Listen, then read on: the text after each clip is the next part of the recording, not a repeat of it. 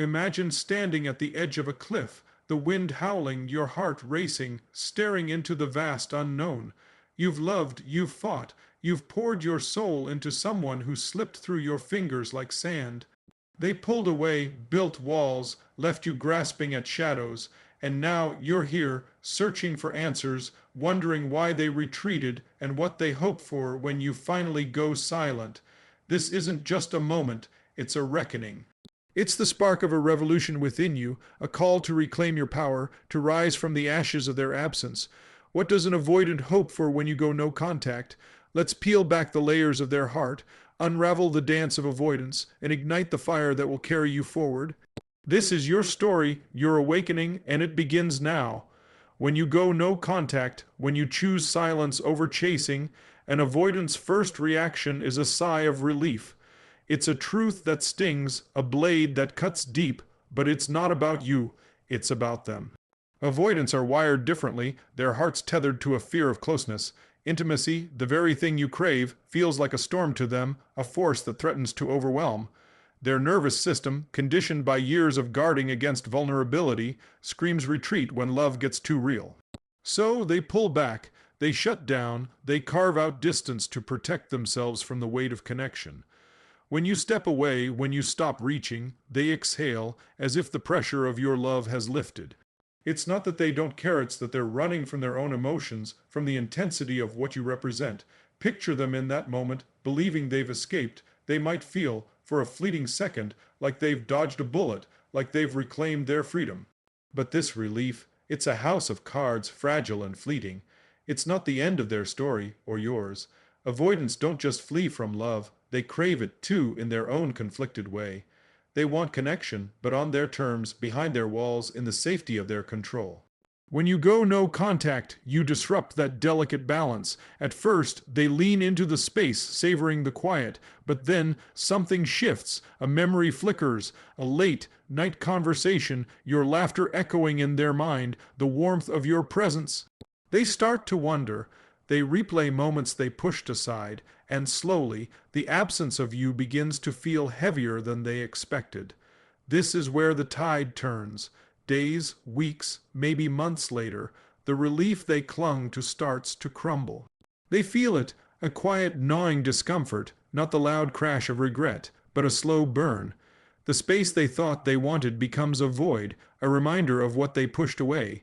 This is when they test the waters, not with grand gestures, but with subtle moves.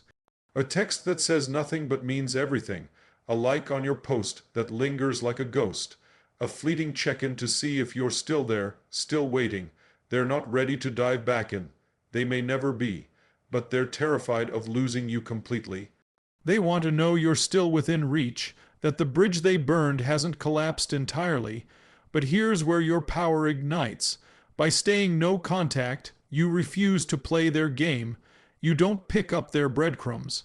You don't answer their half-hearted signals.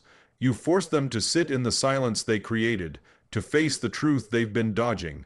The relief they chased was never about you.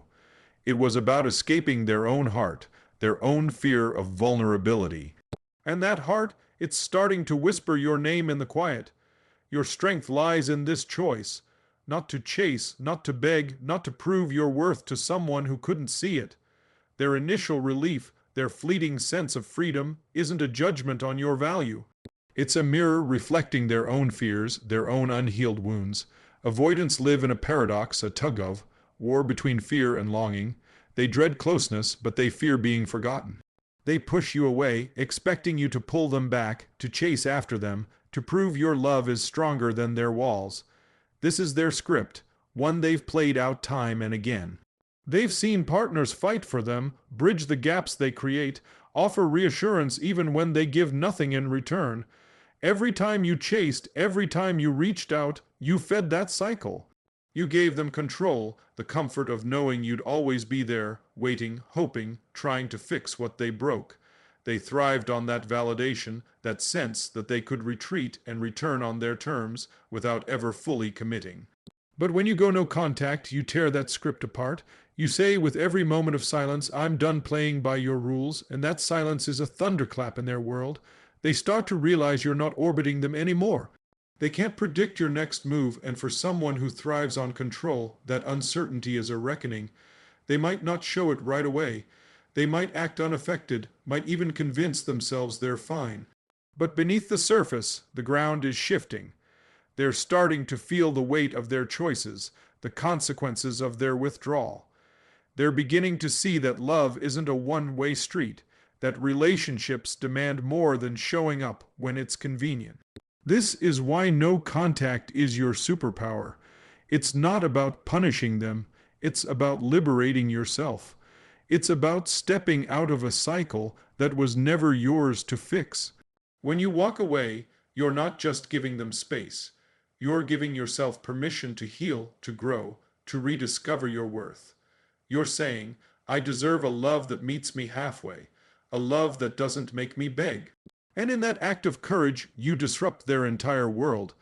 They're forced to confront the possibility that they miscalculated, that you're not waiting in the wings, that this time they might actually lose something real. You've taken back the reins, and that shift is seismic. It's the moment you stop being the one who chases and start being the one who chooses. Avoidants are masters at dodging responsibility. They don't see their withdrawal as abandonment. They see it as survival.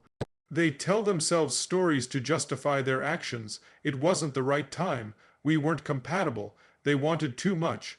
These are shields, ways to avoid looking in the mirror. But when you go no contact, you take away their ability to rewrite the narrative. They can't lean on your texts, your pleas, your presence to validate their story. They're left alone with their thoughts, and that's where the truth starts to creep in. They start to wonder, did I cause this? Did I push too far? That silence, that absence of your voice, becomes a mirror they can't ignore. It's not your job to hold that mirror for them. Your job is to stand tall, to choose yourself, to recognize that their avoidance is their burden, not yours. In the short term, they hope time will erase the need to reflect. They believe the pain they caused will fade, that the breakup will dissolve into a distant memory. They assume you'll move on quietly or come back on your own, sparing them the work of facing their own heart. But time doesn't erase truth. It reveals it. And as the weeks turn into months, they begin to feel the weight of their choices. Maybe they see you thriving, living your life, unshackled from their indecision. Maybe they notice their patterns repeating in every relationship, a cycle they can't escape. Maybe they realize too late that they let go of someone who saw them, who loved them, who was willing to fight for them. But your role isn't to wait for that realization. Your role is to keep moving forward, to honor your worth, to choose a path that leads to peace. This journey is about more than walking away, it's about stepping into your power. When you go no contact, you're not just closing a door, you're opening a new chapter, one where you're the author, the hero, the one who decides what comes next. Avoidants thrive on control, even if they don't see it. They dictate the pace of the relationship, the level of intimacy, the distance they need to feel safe. They expect to call the shots, when to engage, when to retreat, when to return. As long as you chase, they feel secure, validated, in charge. They know you're still there, still invested, still willing to bridge the gap they created. But when you stop, when you reclaim your power, you shift the entire dynamic. You take back the reins, you decide what you're worth, what you'll accept, what you'll no longer tolerate. That shift is a tidal wave crashing through their carefully constructed world. Picture them in the aftermath of your silence. At first, they lean into it, convincing themselves this is what they wanted all along. Space, freedom, relief. But as the days stretch on, that relief starts to feel hollow. They start to notice the absence of your voice, your laughter, your presence. They can't predict your next move, and for someone who thrives on control, that uncertainty is unsettling. They're used to being the ones who set the emotional temperature of the relationship, who decide when to draw close and when to pull away. But now, you've changed the game. You've taken away their ability to dictate the terms. You've shown them, without a word, that love isn't a game of hide and seek. It's a commitment, a choice, a daily act of showing up. This is where no contact becomes your greatest weapon, not to wound them, but to free yourself. By refusing to chase, you break their expectation that you'll always be there, waiting for their signal. You force them to confront the reality that relationships aren't one-sided, that they can't just retreat and expect you to do the work of keeping the connection alive. For some avoidants, this is a wake-up call. It's the first time they truly see the impact of their patterns, the cost of their withdrawal. They might start to question themselves, why does this keep happening? Why do I always end up alone? But for others, it might only reinforce their defenses, pushing them to double down on their emotional walls. And that's the moment you gain the most clarity. Whether they return or not, you've already won. You've chosen self-respect over waiting, courage over comfort, you over them. Avoidants don't expect you to truly leave. Deep down, they believe you'll always be there, emotionally tethered, orbiting their world.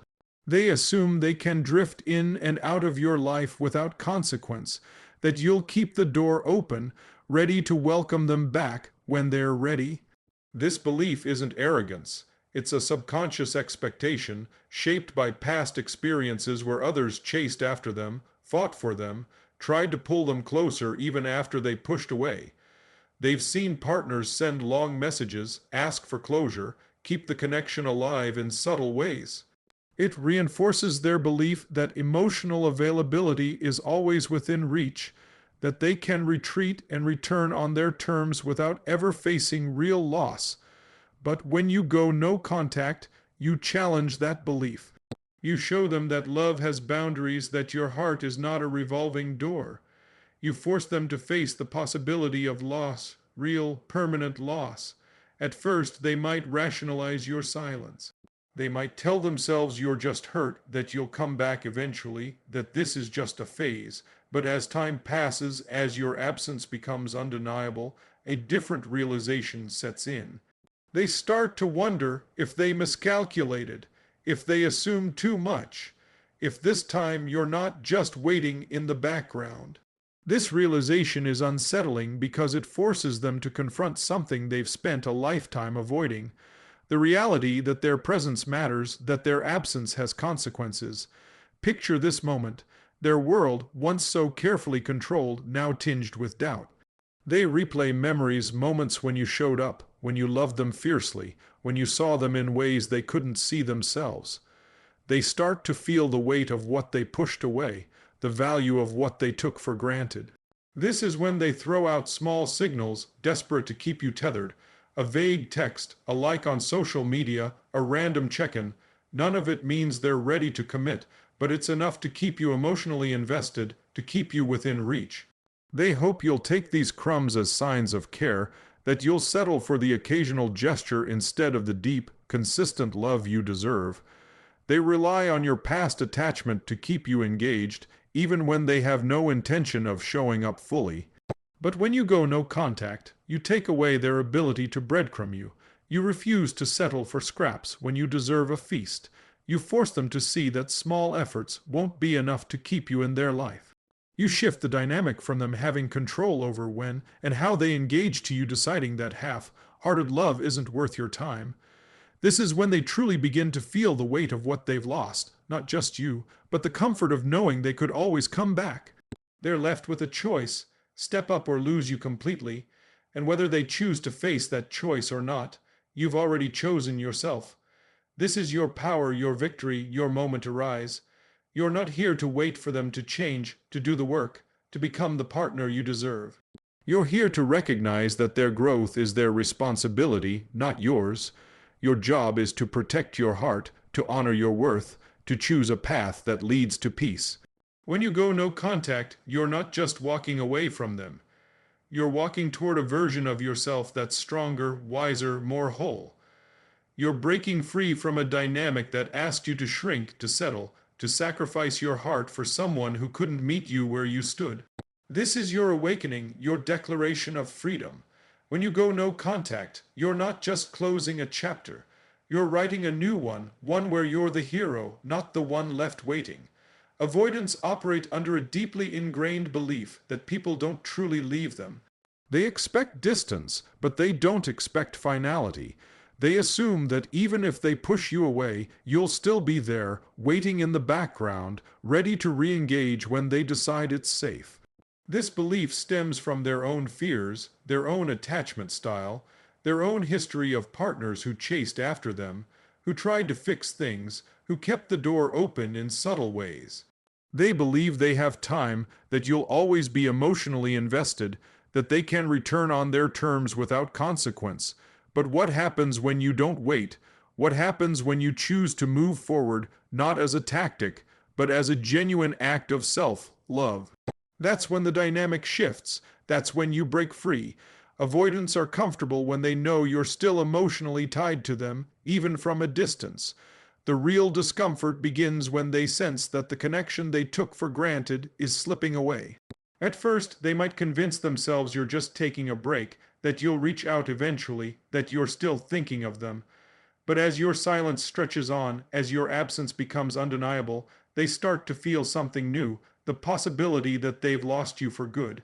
This is when they confront the reality of loss, not just the loss of you, but the loss of the control they thought they had.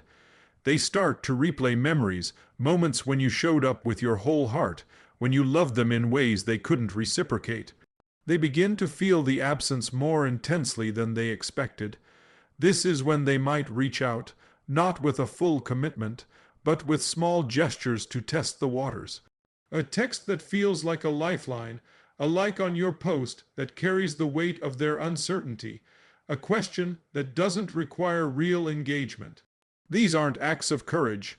They're acts of fear, fear that you've truly moved on, fear that they've lost something they didn't realize they needed. But you're done settling for crumbs. You're done accepting half-hearted gestures when you deserve a love that's whole, consistent, reciprocal. When you go no contact, you show them that love isn't a game of cat and mouse. You show them that your heart is worth more than their indecision, that your time is worth more than their hesitation. You force them to face the truth. Relationships require effort, and emotional absence is felt, whether they acknowledge it or not. This is your power, not in changing them, but in choosing yourself. Not in waiting for them to wake up, but in waking up to your own worth. Avoidants often assume that their emotional distance isn't a big deal. They believe that because they've learned to suppress their emotions, others will simply adapt to their way of functioning. They expect that their absence, physical or emotional, won't create a significant impact, that relationships can operate on a low emotional frequency, but when you go no contact, you show them otherwise. You show them that their presence mattered, that their absence left a void, that their choices had consequences. You refuse to overcompensate for their withdrawal, to fill in the gaps they created. And in that refusal, you force them to confront a truth they've spent a lifetime avoiding. They are responsible for the impact they have on others. This is when they start to feel something. They're not comfortable with emotional responsibility. They might begin to wonder, did I misjudge this? Did I matter more than I thought? That discomfort is powerful because it challenges their belief that relationships can exist without effort, without vulnerability, without accountability. Over time, they might start to see their patterns more clearly. They might notice that their avoidance follows them into every relationship, that their fear of closeness keeps them disconnected, that they keep losing people who genuinely cared. This realization might not come right away, and it might not come in a dramatic way, but it comes. And when it does, it's because your silence held a mirror to their truth. But your journey isn't about their growth, it's about yours. You're not here to fix them, to wait for them, to hold space for someone who refuses to show up. You're here to stand in your strength, to recognize that their avoidance is a reflection of their journey, not your worth. When you go no contact, you break free from a cycle that was never yours to carry. You choose self-respect over waiting, healing over heartbreak, clarity over confusion. You remind yourself, and them, that your time, your energy, your heart are sacred. They are yours to give to those who see you, who choose you, who meet you in the beautiful, messy, real dance of connection. So, stand in this moment. Feel the power of your choice. You are not defined by their avoidance, their indecision, their fear. You are defined by your courage, your resilience, your refusal to settle for less than you deserve. Thank you for showing up for yourself today. Thank you for having the strength to step out of a cycle that no longer serves you. Thank you for choosing healing over heartbreak, self-respect over sacrifice, and clarity over chaos. Your heart is a gift, your love a treasure, and they are too valuable to be spent on someone who can't meet you where you are. Keep moving forward, keep trusting that what's meant for you will never require you to beg, to chase, to convince. You are enough, more than enough. The love you seek is already within you, waiting to be shared with someone who's ready to walk beside you, hand in hand, heart to heart. This is your moment. Own it, rise, and let the world see the unstoppable force that is you.